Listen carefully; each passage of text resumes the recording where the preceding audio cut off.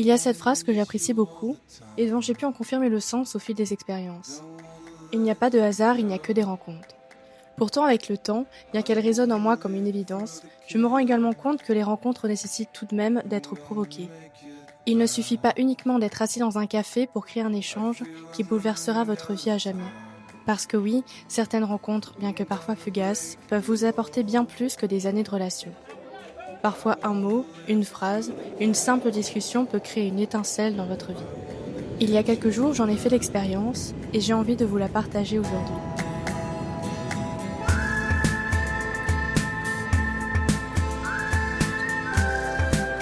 Je m'appelle Mina Osson et je suis jeune tatoueuse depuis quelques mois. Je travaille majoritairement seule, alors il m'est essentiel de sortir régulièrement de mon shop pour rencontrer des personnes du milieu et pour me reconnecter aux vibrations de l'art du tatouage. Le face-à-face est indispensable à l'heure actuelle, où les réseaux s'enflamment et salissent l'image du tatouage avec incohérence et haine. Une certaine tension prédomine sur le milieu et j'avais besoin ce week-end de me rassurer et de me reconnecter à ce qui m'a motivée à tatouer. L'art, la créativité et les échanges. Bonjour, excuse-moi, je vais te répondre directement par vocal parce que on est en pleine installation et c'est un petit peu compliqué pour moi d'écrire. Il n'y a aucun problème, tu peux tout à fait venir. L'événement a lieu de 11 à 19 h. Dans le pire des cas, peut-être que certains tatoueurs ou tatoueuses te diront non, mais je crois que de manière générale, tout le monde est assez ouvert, donc il n'y a aucun souci. J'ai donc bousculé les rencontres en déambulant à la convention de tatouage à Bruxelles, organisée par l'artiste tatoueur Moon de la boucherie moderne. Un moyen pour moi de répondre à cette question qui me hante depuis quelque temps. Quelle image a le tatouage aujourd'hui dans notre société et comment expliquer cette tension véhiculée depuis quelque temps sur les réseaux sociaux ?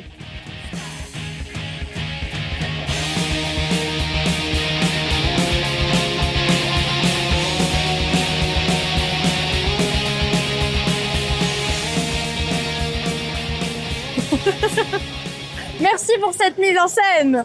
Mon tout premier tatou, quand je me suis fait tatouer pour la toute première fois, j'ai trouvé ça juste trop cool.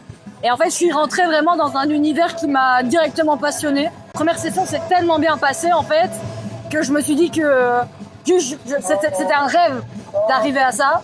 De base, moi, je faisais de la gravure avant de tatouer. Au fur et à mesure, je me suis dit que ça pourrait bien marcher en tatou. Et je savais qu'il y avait déjà des gens qui le faisaient avant moi, évidemment. C'est de la linogravure, j'ai absolument rien inventé, tu vois. Mais juste, ça me plaisait de mélanger les deux. Ouais. Ton parcours te forge, mais ça te fait que t'as des petits trucs en plus, quoi. Enfin, qui te distinguent d'autres gens. J'inspirais forcément de choses que j'ai vues tout au long de ma vie, mais là, je continue à en faire parce que ça me plaît et j'adore l'ornement. Il y a des choses que j'ai encore à travailler, tu vois, et que j'ai pas appris parce que j'ai pas fait d'apprentissage ou quelque chose comme ça. Et j'avoue que peut-être ça me manque, tu vois. Faut pas non plus fantasmer l'apprentissage, en fait. Ce que t'apprends en apprentissage, c'est parce que toi, tu vas chercher l'information. Oui, ton mentor va pas te faire un cours, tu vois. Ça vient juste avec le temps et avec la relation que tu développes aussi avec ton mentor, tu vois. C'est très humain. Et la boucherie, c'était le premier salon dans ma liste. Le destin, finalement. Bah ouais. Voilà. Et ils m'ont refusé 2 fois avant de me dire oui. Et on m'avait dit ouais non mais en fait si tu fais un apprentissage il faut Faut être fille. faut t'investir. Enfin t'es là de 11h du matin. Du coup, la troisième fois, tu leur as dit t'as plus de... J'ai dit oh je suis plus à l'école. Voilà. C'était pas vrai.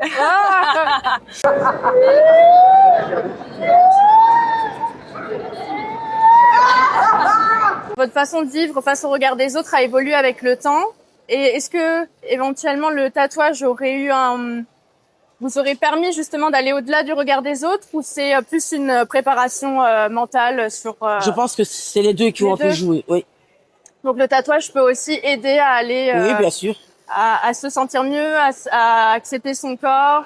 Ben oui, parce que pour quelqu'un qui n'avait pas vraiment confiance en elle avant, je fais des tatouages, je suis très fière de les montrer. Alors qu'avant, j'aurais préféré me cacher, surtout qu'on ne me regarde pas.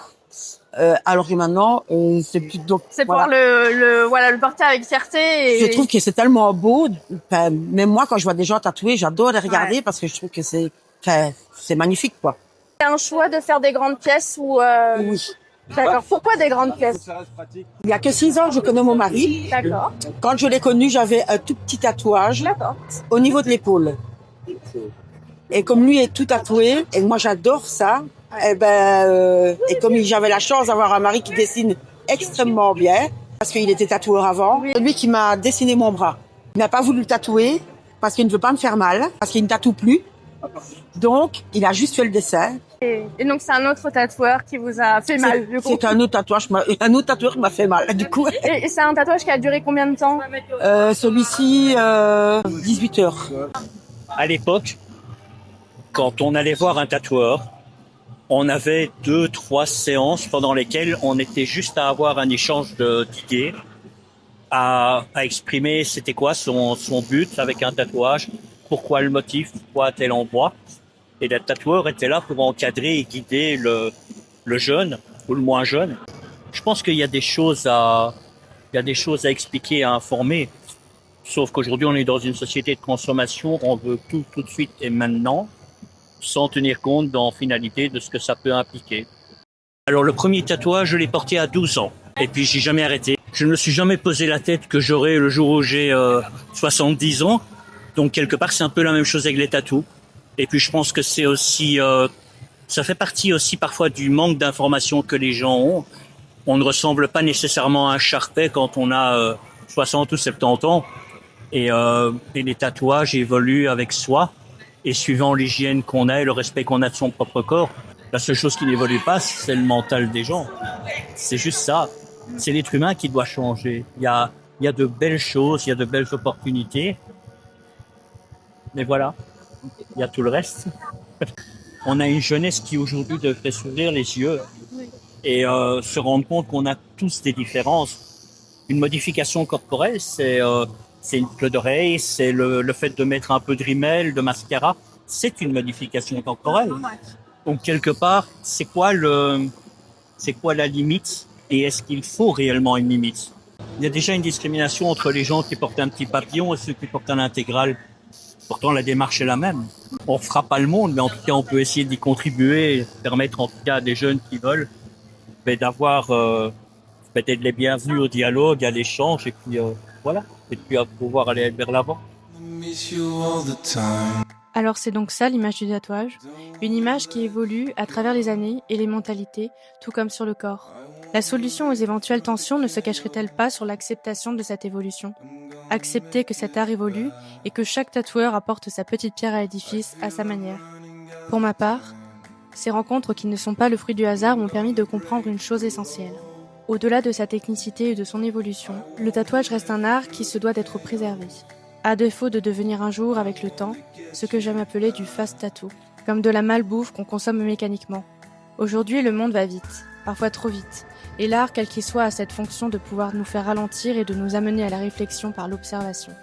Il devient donc essentiel d'entretenir l'essence même du tatouage qui se caractérise par la patience. Prendre le temps pour choisir son tatoueur, prendre le temps pour réfléchir à son futur tatouage, prendre le temps de créer et de tatouer.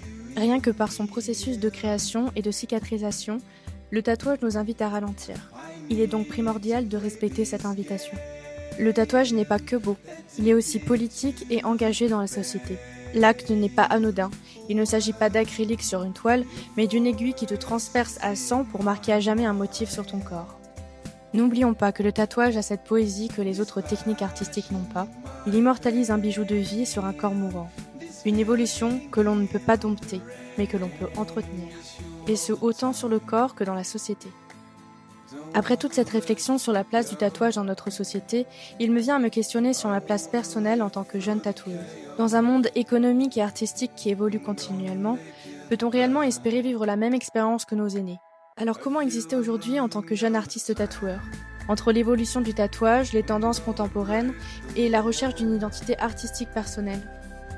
Comment prendre sa place aujourd'hui dans un monde du tatou économiquement saturé, sans détériorer l'essence de cet art et les générations d'artistes qui nous précèdent?